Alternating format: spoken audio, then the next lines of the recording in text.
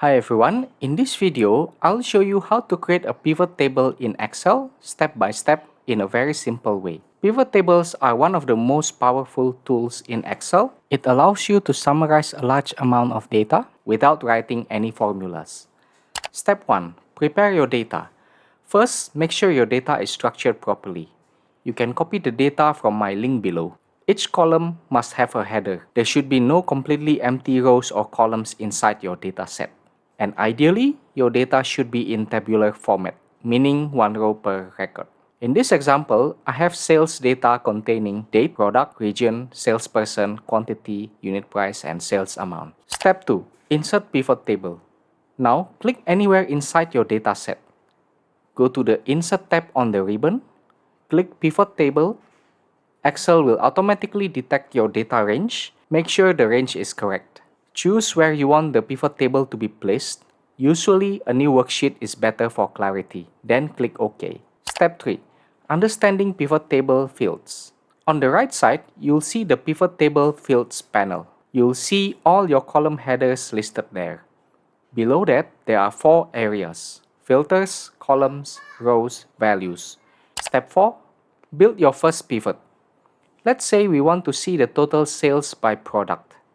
Drag product into the rows area. Then drag sales amount into the values area.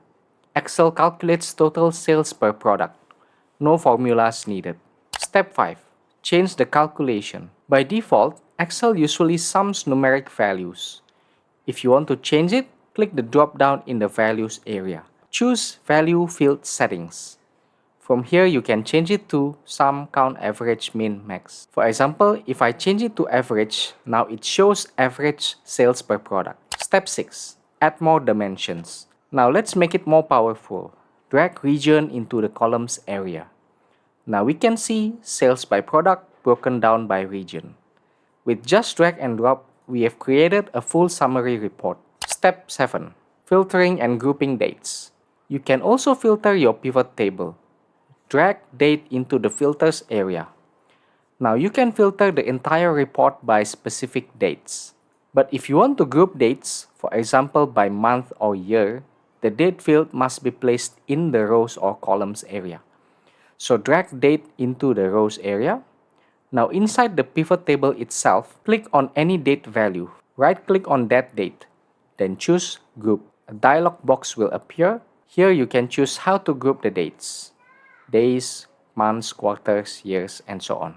For example, if I select months and click OK, Excel will automatically group all the dates by month. Now, instead of seeing individual dates, we have summarized results by month. Important note, if the group option is disabled, it usually means the date column is stored as text instead of real dates, or there are blank cells in the date column. Make sure your date column contains valid date values before creating the pivot table. Also, in newer versions of Excel, dates may automatically group by year and month when you add them to the pivot table. If it happens and you want the original dates back, simply right-click the group field and choose Ungroup. And that's it. That's how you create and customize a pivot table in Excel. With just a few clicks, you can turn raw data into meaningful insights. If you find this tutorial useful, like the video and subscribe for more Excel tips. In the next video, I'll show you how to create pivot charts from this pivot table.